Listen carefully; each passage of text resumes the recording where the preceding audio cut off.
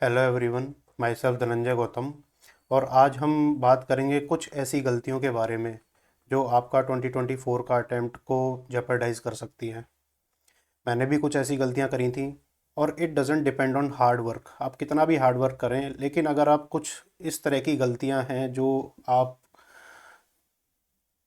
Unconsciously कर देते हो, ठीक है, और फिर उससे आपका प्रीलिम्स का अटेम्प्ट जेपरडाइज हो सकता है, तो आप उन गलतियों को ना दोहराएं। मैंने अपने बारे में मैं थोड़ा बताता हूँ, अपने अटेम्प्ट्स के बारे में, जिससे आपको फेयर आइडिया लगेगा कि मैंने कब कब कहाँ कहाँ कैसी कैसी गलतियाँ करी थी। मैं पूरा बताऊँगा और उन गलतियों से आप सीख सकते हो, ठीक है।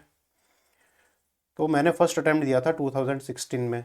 तो उस अटैम्प्ट में मैंने सिर्फ एनसीईआरटी पढ़ी थी और कुछ नहीं पढ़ा था। मेरे को नहीं पता था कि टेस्ट सीरीज़ नाम की कोई चिड़िया होती है, मुझे नहीं पता था कि करंट अफेयर नाम की इस तरह की कोई चिड़िया होती है। I was S B I P O during then. तो मैंने जॉब के साथ साथ जितना पढ़ सका मैंने पढ़ा और अटैम्प्ट दिया। तो उस अटैम्प्ट में मेरे नियरली 86 मार्क्स आए थे, सिर्फ एनसीईआरटी पढ़ के। इसका मतलब ये है एनसीईआरटी पढ़ के भी 40-50% तक इम्प्रूव किया जा सकता है। और उस टाइम कट ऑफ थी 116। तो मेरे को ये रियलाइज़ हुआ कि अगर मैं करंट अफेयर और जो है स्टैंडर्ड बुक्स और पढ़ लेता हूँ तो I would get this much marks very easily. और हुआ भी यही। मैंने जॉब छोड़ी, फिर तरीके से तैयारी करी। उसके बाद जो है मेरे 114 मार्क्स आए थे जीएस में, और 101 मार्क्स आए थे सी सेट में। उस टाइम सी सेट आसान आता था। फिर उसके बाद क्या हुआ कि 2018 का अटैम्प्ट जो था मेरा, वो नहीं हुआ। उसमें मेरे 94 मार्क्स आए थे और कट ऑफ आई थिंक 97 थी। तो 3 to 4 मार्क्स से मेरा जो है रह गया था। तो जो जो गलतियां मैंने करी थी 2018 में, प्रीलिम्स अच्छे मार्क्स से निकाल के मेंस दे के, मेंस में भी मेरा 6 नंबर से रहा था बस। तो क्या मिस्टेक्स मैंने ऐसी करी कि 2018 में मेरा प्रीलिम्स ही नहीं हुआ। उसके बाद उन मिस्टेक्स को मैंने दोहरा मतलब रिजॉल्व किया। और उसके बाद आप मार्क्स देखो कि 110 मार्क्स आए थे, तो काफ़ी अच्छे मार्क्स थे 2019 में। फिर मैंने मेंस दिया था, तो उसमें मेरा मेंस में वापस से सिलेक्शन नहीं हुआ था। फिर 2020 में मैंने अटैम्प्ट दिया। उसमें मेरी फॉरेस्ट की और सिविल्स की दोनों कट ऑफ क्लियर हुई थी। ये मेरा फर्स्ट फॉरेस्ट अटैम्प्ट था, फर्स्ट अटैम्प्ट फॉर फॉरेस्ट। तो उससे पहले मैंने फॉरेस्ट नहीं दिया था, तो मुझे लगता था कि मेरा तो सी एस ही हो जाए वही बहुत है। फॉरेस्ट में मैं इतना इंटरेस्टेड नहीं था, क्योंकि मुझे नहीं लगता था मैं फॉरेस्ट की कट ऑफ कभी क्लियर करूंगा प्रीलिम्स की, क्योंकि कट ऑफ से भी 20 नंबर ज़्यादा जाते थे। I was so under confident. लेकिन जब मैंने फॉर्म भरा और दिमाग में सोच लिया कि फॉरेस्ट की कट ऑफ क्लियर करनी है, तो हो गई थी। आप ये देखो, ईजिली हो गई थी।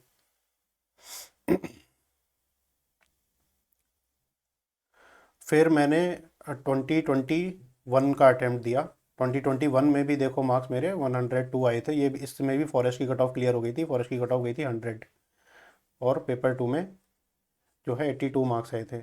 अब आप इंटरेस्टिंग चीज़ ये देखो कि यहाँ मार्क्स देखो मेरे सी सेट में 66.68, मतलब 0.1 नंबर भी कम होते तो गया था मैं।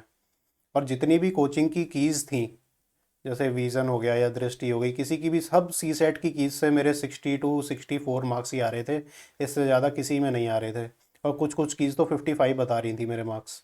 लेकिन आप देखो यहाँ पे मेरा क्लियर हो जाता है इजीली। और आप ये देखो कि उस टाइम पे 120 प्लस बहुत सारी कीज़ बता रही थी, मेरे मार्क्स यहाँ रहे 113। ठीक है, तो इसलिए कीज़ पे भी भरोसा नहीं करना चाहिए। चाहे मैं भी अपनी कीज़ दूँ बाद में, जब 2024 का अटैम्प्ट हो जाए, मेरे पे भी भरोसा मत करना, बस एक जनरल आइडिया लेके चलना। और यहाँ पे भी फॉरेस्ट का मैंने प्रीलिम्स क्लियर किया था 2021 में। फिर 2022 में क्या रहा, 2021 में मेरे सीएसई के अटैम्प्ट हो गए थे पूरे, सीएसई के अटैम्प्ट पूरे हो गए थे। और फिर 2022 में सिर्फ मैंने फॉरेस्ट का अटैम्प्ट दिया था। तो मेरे मार्क्स आए थे 100.34 और कट ऑफ गई थी 102। तो 1 सवा नंबर से रह गया था मेरा। लेकिन यहाँ पे मेरी काफ़ी मिस्टेक्स की थी मैंने, क्योंकि मैं इतना एक्सपीरियंस था। अगर मैं चाहता तो ईजिली 120 नंबर लेके आ सकता था। तो मैं बताता हूँ वो क्या क्या मिस्टेक्स थी जो मैंने करी थी। और अभी 2023 के मार्क्स नहीं आए तो मैं आपको बता नहीं सकता। इस 2023 में from various keys I was getting nearly 90 to 96 marks. तो सीएसई का तो ईजिली हो जाता मेरा, और सी सेट तो मेरा क्वालिफाई था। लेकिन फॉरेस्ट का नहीं हुआ मेरा। तो मेरे फॉरेस्ट के ही अटैम्प्ट बाकी थे। तो in all in all I have cleared 6 CSE cut off. Forest नहीं हुआ मेरा, 2 बार फॉरेस्ट हुआ है, 2 टाइम्स फॉरेस्ट कट ऑफ। तो जो मेरे फेलियर्स हुए थे 2018 में, और जो फेलियर यहाँ पर हुए कि 2021 एंड 22 में फॉरेस्ट का जो 22 एंड 23 में फॉरेस्ट का जो फेलियर हुआ, तो उसके बारे में मैं बात करूँगा कि इतना एक्सपीरियंस्ड होने के बाद भी मेरे क्यों फेलियर हो गए। ठीक है, तो बहुत ही छोटी छोटी चीज़ें हैं, आप उनको माइन्यूटली सोचिएगा तो आपको लगेगा कि हाँ भाई ये तो किसी के भी साथ हो सकता है ना। तो सबसे पहली मिस्टेक्स के बारे में बात करते हैं, वो है अंडर कॉन्फिडेंस।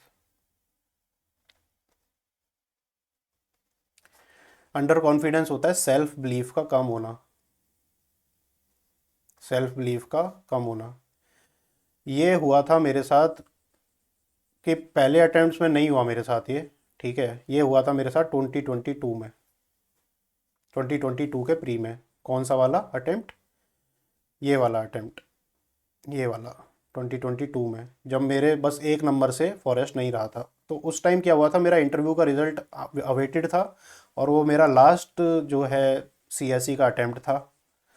तो मैंने कुछ पढ़ा नहीं था। आई वॉज होपिंग कि भाई ये मेरा लास्ट अटेम्प्ट है, इसमें मेरा इंटरव्यू में आएगा और नहीं आएगा, तो I was not that motivated towards forest. तो जब रिज़ल्ट आया और मेरा नहीं हुआ, मेरे कुछ दोस्तों का हो गया था, तो उसके बाद फिर दोस्तों ने बोला कि भाई अटेम्प्ट दे ले, एटलीस्ट सर्विस मिल जाएगी, और फिर नहीं तो क्या करना है तेरे को। मतलब उस टाइम मेरे पास जॉब भी नहीं थी, 6 साल का मतलब मैं जॉबलेस बैठा था, तो मैं करता क्या बेसिकली। तो मैंने कहा चलो दे देते हैं, पढ़ा तो कुछ नहीं है, और जो 5 दिन बचे थे वो गम में ही चले गए, तो मैंने उन 5 दिन में भी कुछ उठाया नहीं। तो मैं ये श्योर था मेरा नहीं होने वाला, क्योंकि मैंने कुछ प्रिपेयर ही नहीं किया। मतलब लक्ष्मीकांत नहीं पढ़ी, एक टेस्ट नहीं लगाया, कुछ नहीं किया था मैंने। ठीक है, I was so under confident. तो उस अंडर कॉन्फिडेंस की वजह से पता है क्या हुआ, उस अंडर कॉन्फिडेंस की वजह से क्या हुआ, जब मैं पेपर में गया ना, तो क्वेश्चन आ रहे थे मेरे को, लेकिन आई वॉज कि यार 1-2 क्वेश्चन आने से क्या होता है, ऐसे ही लीजरली ले गया मैं। तो लीजरली लेने से क्या हो गया कि कई सारी सिली मिस्टेक्स मैंने जानबूझ के कर दी वहाँ पर, कि होना तो है ही नहीं, चलो काट दो इसे, छोड़ दो इसे, ये कर दो वो कर दो। तो बहुत सारी अननेसेसरी मिस्टेक कर दी थी मैंने, अननेसेसरी मिस्टेक्स कर दी थी जो कि मुझे नहीं करनी चाहिए थी। पेपर को बहुत लीजरली ले लिया था मैंने, बहुत लीजरली ले लिया था पेपर को, and I was not serious because I had lagged preparation. तो इससे ये लर्निंग मिलती है आपको कि अंडर कॉन्फिडेंस नहीं होना है, कि आपने जितना भी किया है, आपने जितना भी किया है उस पर आप भरोसा रखें। अपने जो एफर्ट्स आपने मारे हैं ना, your efforts will reap result. आप ये ध्यान में रख लें, जो भी आपने एफर्ट मारे हैं वो एफर्ट आपके कहीं ना कहीं ज़रूर काम आएंगे। आपने चाहे ज़्यादा प्रिपरेशन की है, चाहे कम करी है, चाहे कुछ भी हुआ है, किस्मत का कुछ भरोसा नहीं है। ठीक है, आप बस जाएं और हमेशा पॉजिटिव माइंडसेट से जाएं कि जो भी मैंने किया है वो सही किया है, और सेल्फ बिलीफ रखें एग्ज़ाम डे में। ठीक है, दूसरी चीज़ है ओवर कॉन्फिडेंस। दोनों ही चीज़ ख़राब है। सफिशिएंट होना चाहिए सेल्फ बिलीफ बस। ओवर कॉन्फिडेंस मेरा हुआ था 2018 में, जो मैंने बताया था कि 4 नंबर से, 3 से 4 नंबर, 3.5 नंबर समथिंग से नहीं हुआ था मेरा जो है 2018 में। अब यहाँ क्या हुआ था कि 2017 में मेरे मार्क्स कितने आए थे, 114। कट ऑफ से नियरली 10 मार्क्स ज़्यादा थे। तो मुझे ये लग रहा था यार 10 नंबर ज़्यादा हैं, और मैंने कर भी रखा है, और पुरानी नॉलेज है, तो मुझे ये गुमान था कि भाई 1 साल पुरानी नॉलेज मेरे काम आ जाएगी। तो वो सबसे बड़ी मिस्टेक थी मेरे लिए, वो 1 साल पुरानी नॉलेज काम नहीं आई थी। ठीक है, तो old knowledge is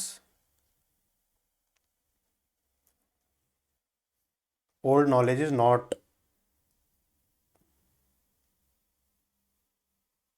suffice, will not suffice. ठीक है, आपको फ्रेश नॉलेज चाहिए। आपने जो भी पुराना पढ़ा है तो उसे रिवीजन जरूर चाहिए, अच्छे से रिवीजन चाहिए। और उस टाइम कई टॉपर्स ये भी बोलते थे, और दूसरी मिस्टेक थी मेरी, ब्लाइंडली फॉलोड टॉपर्स।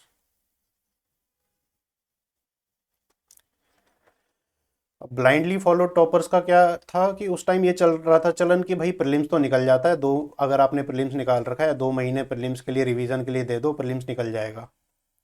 तो आई ब्लाइंडली फॉलोड दैट। तो मैंने सिर्फ 2 महीने छोड़े थे प्रीलिम्स की प्रिपरेशन के लिए एंड टेस्ट के लिए। तो लास्ट में क्या हुआ कि टेस्ट तो सारे दे लिए मैंने, लेकिन उनका रिवीजन नहीं कर पाया टेस्ट का। तो कई क्वेश्चंस ऐसे थे जो मेरे को आते थे, टेस्टों में से आए थे, but I forgot the answer, I forgot the fact, I forgot the answer. Confuse हो गया था मैं, कन्फ्यूज़न हो गई थी, क्योंकि सिर्फ एक बार ही टेस्ट करे थे, उनको रिवाइज नहीं किया था। क्वेश्चंस तो बहुत सारे टेस्टों से आए थे, ठीक है। तो अगर सारे मैंने जितना भी प्रिपरेशन करी थी, अगर वो सारी एग्जैक्टली मेरे को रिमेंबर रह जाती पेपर में, तो मेरे 120 प्लस आते। लेकिन मेरे आई नहीं 94 भी। क्यों? क्योंकि इतनी सारी ओवरलोड ऑफ इन्फॉर्मेशन हो गई ना, वो भी लास्ट के फेज़ में। तो उससे क्या हो गया, क्रैम हो गया मेरा माइंड, बिल्कुल ना कंफ्यूज हो गया कि ये होगा ये होगा। तो मैं उसमें ऑप्शन में खो गया सारे, और सारे गलत कर दिए मैंने। तो ब्लाइंडली टॉपर को फॉलो मत करो, अपनी स्ट्रेंथ एंड वीकनेस, तो अपना सोट एनालिसिस खुद करो आप, कि आपकी क्या स्ट्रेंथ है, आपकी क्या वीकनेस है, उस हिसाब से आप चलो। एक मेरे को, जैसे मैंने अपने बारे में ये रियलाइज़ किया है, मुझे 4 से 5 महीने प्रीलिम्स के लिए चाहिए ही चाहिए, ठीक है। उससे ज़्यादा हो जाएगा तो भी बेकार है मेरे लिए, क्योंकि मैं रिकॉल नहीं कर पाऊंगा। उससे कम हो जाए तो भी बेकार है, क्योंकि मैं सारा पढ़ नहीं पाऊंगा तरीके से। तो आप भी अपना देखें कि आपको 4 से 5 महीने तो एटलीस्ट चाहिए ही किसी भी कैंडिडेट को, ये तो गिवन है, ठीक है। उससे ज़्यादा चाहिए तो आप ये देखें। तीसरी चीज़ है जो कि आपको ले डूबती है, वो है lack of tests, lack of tests, ठीक है। जो मेरा 2022 का अटैम्प्ट था और 2023 का, इस साल का भी, मैंने टेस्ट नहीं लगाए थे, ठीक है। क्योंकि 2023 के अटैम्प्ट में मैं खुद ही टेस्ट बना रहा था खुद से ही, तो मुझे लगा कि मैं खुद टेस्ट बना रहा हूँ तो मैं टेस्ट क्यों करूँ। तो ये था, है ना। तो वो बहुत बड़ी मेरी मिस्टेक थी। ऐसा नहीं है, हो सकता है तुम 500 क्वेश्चन बना रहे हो, 600 क्वेश्चन बना रहे हो, लेट से, लेकिन करने तो 4000 क्वेश्चन है ना। और दूसरी चीज़ ये है, जो भी मेरी नॉलेज थी, ओल्ड नॉलेज थी, तो मैंने रिवाइज़ नहीं किया था, ठीक है। तो हो सकता है मुझे नॉलेज सारे 4000 क्वेश्चन की हो, लेकिन लैक ऑफ रिवीजन की वजह से कन्फ्यूज़न बढ़ जाता है, कन्फ्यूज़न बढ़ जाता है। तो वो एक मेरी मिस्टेक थी। और एक मेरी मिस्टेक थी लैक ऑफ सीरियसनेस की, ठीक है। क्योंकि जब मेरा 2021 में इंटरव्यू नहीं हुआ ना, तो मेरा डामाडोल हो गया था कि भाई फॉरेस्ट में जाने का मेरा सेकंड थॉट आ रहा था, ठीक है। तो इससे फोर्थ हमारा मिस्टेक हो जाती है कि लैक ऑफ क्लैरिटी टुवर्ड्स गोल,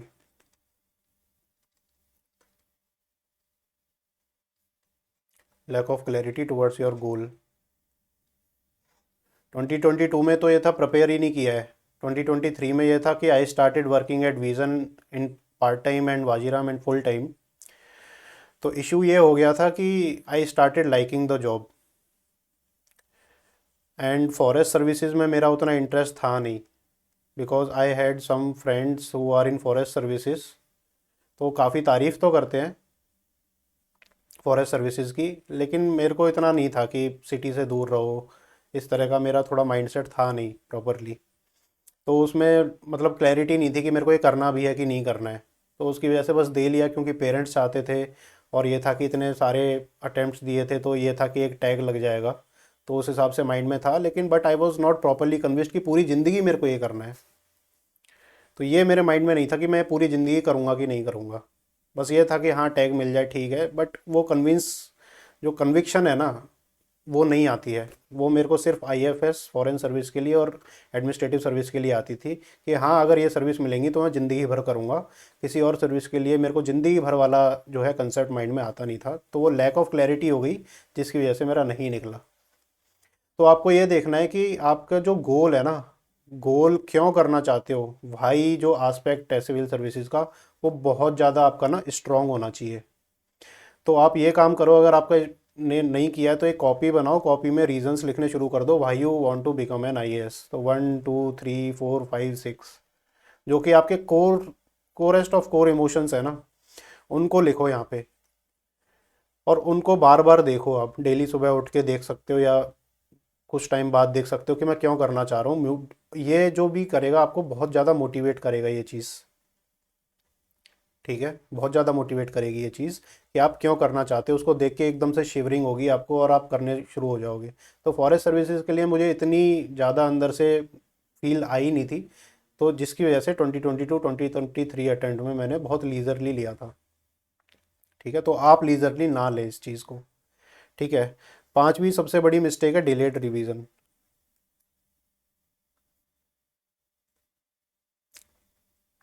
आप कोर्स कंप्लीट जब करते हो ना, और जब प्रीलिम्स का पेपर होता है, तो उसमें एटलीस्ट 2 महीने का गैप रहना चाहिए, 2 मंथ्स गैप रहना चाहिए। तो ये लास्ट के जो 2 महीने हैं, इसमें आपको प्रैक्टिस स्पीड अप करनी है, अपनी स्पीड अप करनी है, और रिवीजन स्पीड अप करना है। ठीक है। तो 2 महीने का गैप जब रहना चाहिए रिवीजन के लिए, तो आप कब तक अपना सिलेबस कंप्लीट करोगे? आप करोगे 31 मार्च तक। मार्च के बाद आपका सिलेबस नहीं होना चाहिए। मार्च तक कैसे भी करके, कितना भी पुश करो सेल्फ को, तो मार्च तक कंप्लीट होना ही चाहिए। तो उसकी मैंने स्ट्रेटेजी बता रखी है कि किस तरीके से प्लान करो ताकि 31 मार्च तक आप अपना सिलेबस इजीली कंप्लीट कर पाओगे। तो वो करना है। और दूसरी चीज़ ये है कि साइकिल क्या होनी चाहिए रिवीजन की। साइकिल ये होनी चाहिए कि जब तीसरी थर्ड सब्जेक्ट आती है ना, तो फर्स्ट सब्जेक्ट को रिवाइज शुरू कर दिया करो। तो फर्स्ट सब्जेक्ट को रिवीजन शुरू कर दिया करो, क्योंकि जब एक सब्जेक्ट का बीच में गैप आ गया तो फर्स्ट सब्जेक्ट थोड़ी खिसकने लगती है। आप जैसे कि आपने पॉलिटी पढ़ी है, लेट से जनवरी 1 से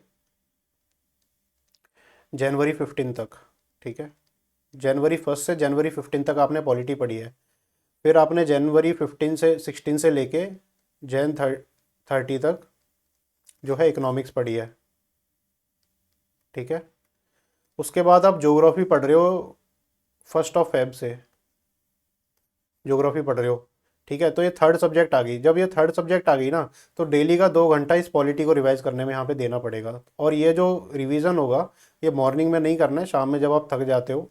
ठीक है। इवनिंग सेशन आप दे सकते हो रिवीजन में, उसको उस टाइम पे रिवाइज करना है। ठीक है। जो प्राइमरी सब्जेक्ट रहेगी वो तो आपकी ज्योग्राफी रहेगी, जो कि आप 6 से 7 घंटे पढ़ोगे ही पढ़ोगे। तो बाकी 1 से 2 घंटा आप इसको रिवीजन में दे सकते हो साइड बाई।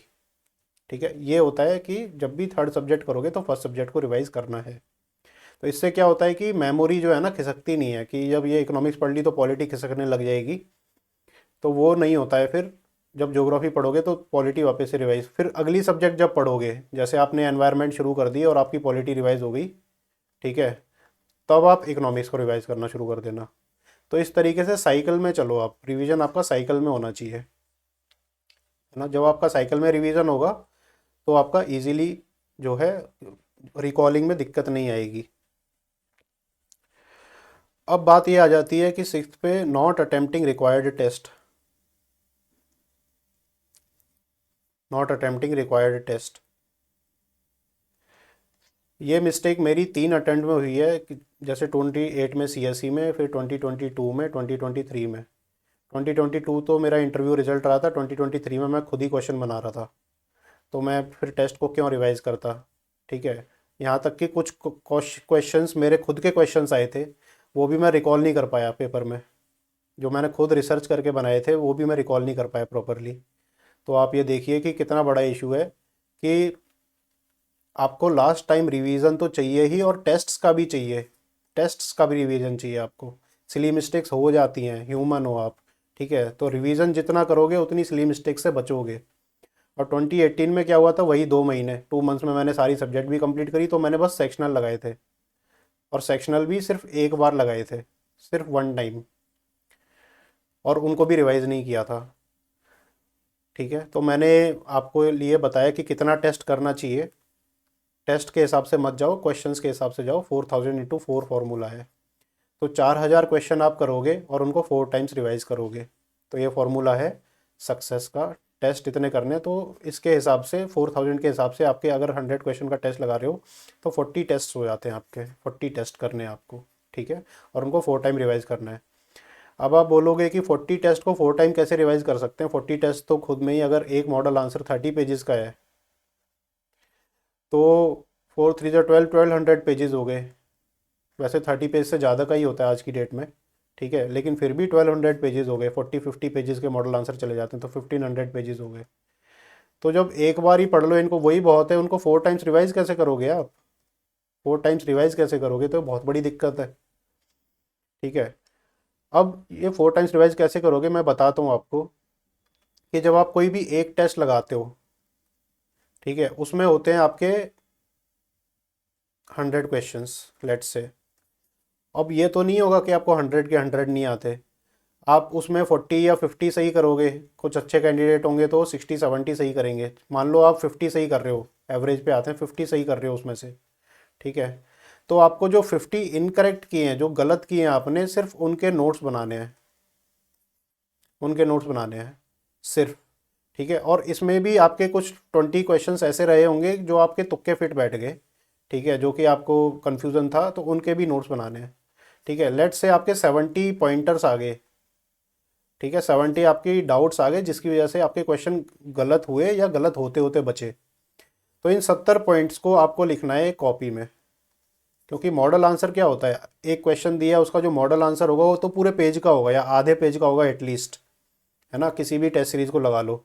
लेकिन आपको सिर्फ उसको एक लाइन में लिखना है, एक लाइन में मतलब 3 से 4 लाइन, 4 लाइन की लाइन हो सकती है वो, मतलब एक पॉइंट में लिखना है, तो 3 से 4 लाइन का पॉइंट हो सकता है वो, एक पॉइंट को, ठीक है। अब आप अगर क्लासमेट कॉपी में लिखते हो या अपने एवर नोट पे भी कर सकते हो, तो आपका ज़्यादा नहीं पड़ेगा वो रिवाइज करने के लिए। क्यों? मान लो एक क्लासमेट का पेज है, कॉपी का पेज है, बड़ी कॉपी का पेज है, उसमें आप 7 डाउट्स लिख रहे हो, ठीक है, 7 डाउट्स लिख रहे हो, डाउट्स मतलब एरर्स लिख रहे हो अपने, जो भी आपने किए हैं उन एरर्स को लिख रहे हो, तो आपके 10 पेजेस में ना, 10 पेजेस में एक टेस्ट कंप्लीट हो जाएगा, 10 पेजेस में एक टेस्ट कंप्लीट हो जाएगा इजीली। और अगर आप 40 टेस्ट कर रहे हो तो 400 पेजेस में हो जाएगा, ठीक है। सिमिलरली इन एवर नोट अगर किसी और सॉफ्ट पे भी बना रहे हो तो भी चलेगा। तो अब इन 400 पेजेस को रिवाइज करना इजी है या फिर जो 1500 पेजेस को रिवाइज करना इजी है? इनको रिवाइज करना इजी है ना। और ये आपने खुद बनाए हैं, अपनी अंडरस्टैंडिंग से बनाए हैं, खुद लिखे हैं, तो इनको और भी इजी हो जाएगा। तो इनको 4 टाइम्स रिवाइज करना इजी है। अब 400 पेज की एक कॉपी है, बस एक कॉपी है, उसको आप कितनी देर में रिवाइज कर लोगे? फर्स्ट टाइम रिवीजन आपको 2 दिन लगेंगे, सेकेंड टाइम रिवीजन आपको जो है 1 दिन लगेगा, थर्ड फोर्थ फोर्थ टाइम तक आते आते ना आप 1 घंटे में रिवाइज कर लोगे उसको। तो यही तो चाहिए कि प्रीलिम्स कल है और आज 1 घंटे में सारे अपने 4000 क्वेश्चंस रिवाइज कर लिए, लिटरली 1 घंटे में 4000 क्वेश्चन रिवाइज कर लिए इन 1 आवर। तो इस तरीके से आपको जो है रिवीजन करना है ना। और मैं आपको बताता हूँ, having a side hustle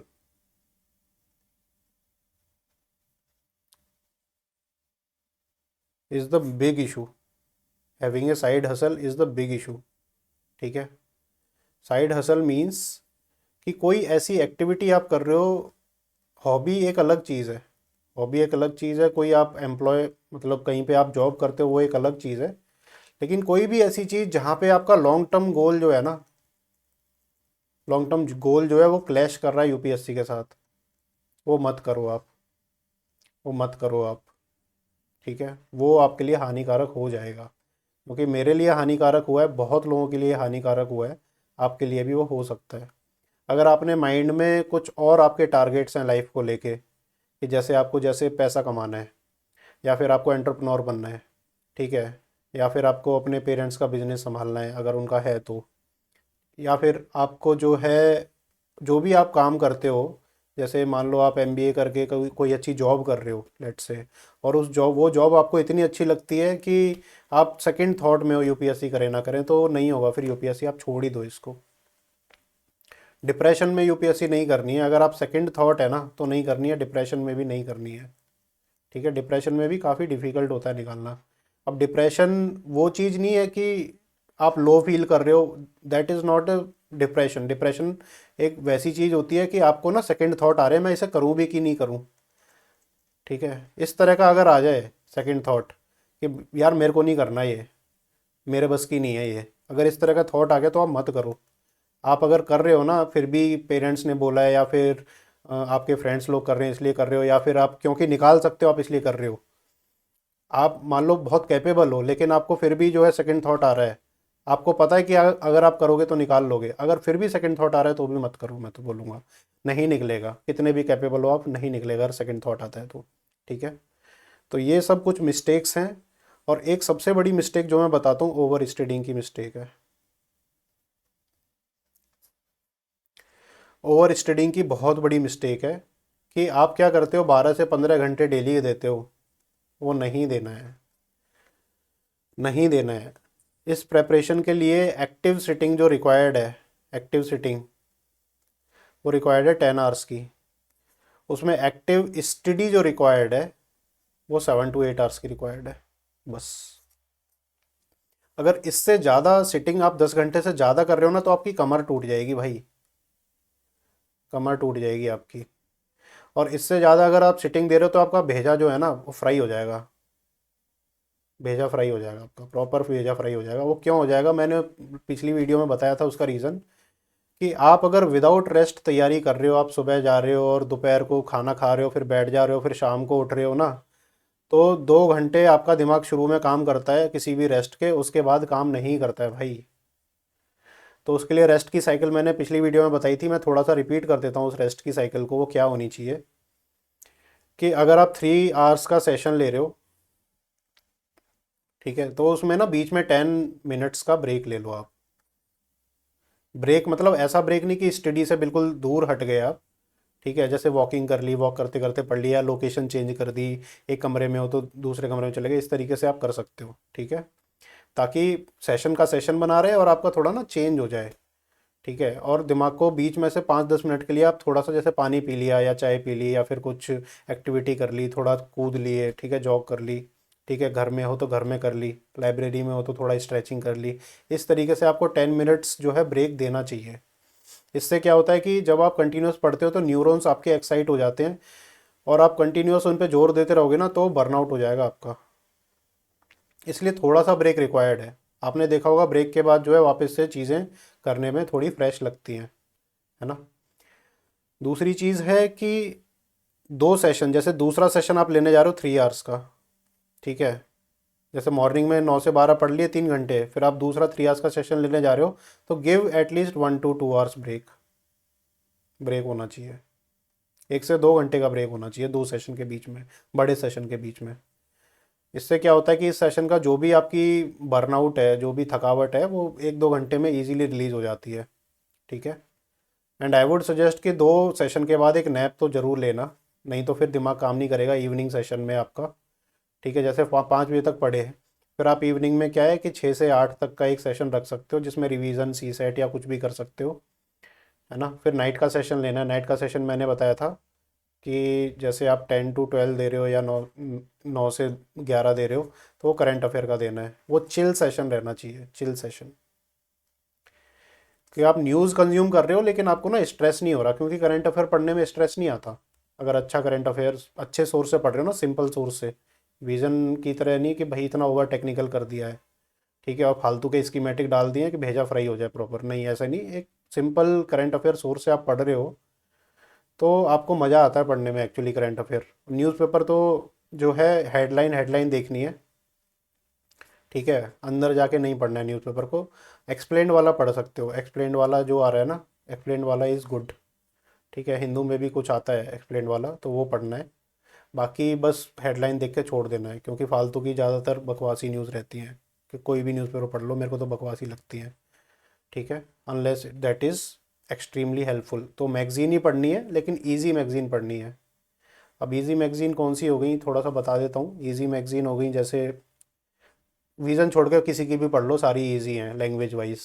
language जो है ना, विज़न छोड़ के किसी की भी देख लो, सारी इजी हैं। इनसाइट हो गई, फोरम हो गई, ठीक है, बाजीराम हो गई, तो ये सारी इजी मैगज़ीन्स हैं, आप पढ़ सकते हो। तो ये मिस्टेक्स हैं, थोड़ा रिकैप करेंगे मिस्टेक्स का।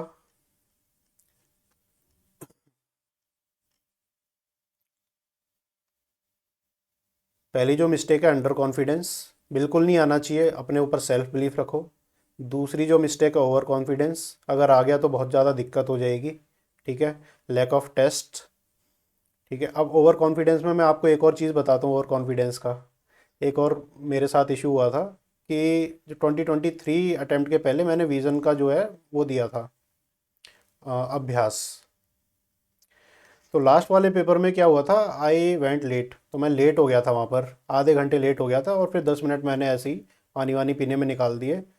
तो इन 1 आवर 15 मिनट्स मैंने पेपर कंप्लीट किया था, और मेरी रैंक विद इन 100 आई थी। मेरी रैंक आई थी विद इन 100। ठीक है। और मैंने किया था 1 घंटे 45 मिनट में, 1 घंटे 15 मिनट में पेपर किया था वो। ठीक है, विद गोला भरने के साथ सब कुछ। And that was a difficult paper. तो मेरे को इतना ज़्यादा हो गया कि पेपर तो कंप्लीट कर ही दूंगा मैं एनी हाउ। तो 2023 वाले अटेम्प्ट में अभी का जो प्रीलिम्स था उसमें क्या हुआ कि होता नहीं है कि मैंने जैसे 5-6 पेज किए, फिर कुछ पोर्शन मेरे को अच्छा नहीं लगा, मैंने 3-4 पेज छोड़ के फिर मतलब थोड़ा सा छोड़ के फिर वापस से करने लग गया। तो आई एक्चुअली इतना डिफ़िकल्ट पेपर भी था और थोड़ा मैं पजल भी हो गया था, तो आई फॉरगॉट कि मैंने जो पेज छोड़े हुए हैं बीच में। I forgot, completely forgot. और मेरा पेपर हो गया 10 मिनट पहले टाइम से, और मैं आराम से धीरे धीरे गोले भर रहा हूँ। और आधे पेपर के बाद क्या हुआ, वो जो लेफ्ट आउट पोर्शन थे 3 पेजेस, वो मेरे को दिख गए। और फिर मेरी हो गई हवा टाइट कि अब 5 मिनट में मतलब 1-2 मिनट बचे थे बस, 2-3 मिनट बचे थे, और वो लेने आ रहा था, लेना शुरू शुरू ही कर दिया था उसने, कह रहा था फिनिश अप करो मैं लेने आ रहा हूँ। और जो है मेरा 3 पेज खाली थे। अब 3 पेज में पहले 2 क्वेश्चन जो मेरे को डिफ़िकल्ट लग रहे थे वो साइंस एंड टेक के थे। ठीक है, जो डिफ़िकल्ट लग रहे थे वही स्क्वायरल वाला आई थिंक। उसके बाद जो है, जो मैंने पेज 2-3 छोड़ दिए थे उसमें पॉलिटी के पेजेस थे, वो इजी क्वेश्चंस थे। तो इजी क्वेश्चन छूट गए मेरे से। 6 क्वेश्चन छूटे थे इन टोटल, उसमें 4 पॉलिटी के थे, और वो चारों मेरे सही होते। ठीक है। तो फिर फिर मैंने बाकी गोले भरे। तो जैसे ही मैं उन पे आया, वो उसने फिर ले ली शीट। तो फिर मैंने वहीं फिर वो सॉल्व किए पॉलिटी के पेपर, वो पॉलिटी के क्वेश्चन सॉल्व किए। और फिर मैंने उससे वापस से शीट मांगी, सर शीट दे दो, मेरे 2 गोले भरने हैं बस। उसने नहीं दी। चलो कोई बात नहीं, फिर भी मैं था कि चलो हो सकता है पेपर तो ठीक गया है, इतना भी ख़राब नहीं गया। तो I was getting 90 to 96 with various keys. तो फॉरेस्ट मेरा नहीं हुआ है। अब वो रिजल्ट आएगा, मार्क्स आएंगे, उसमें पता लगेगा।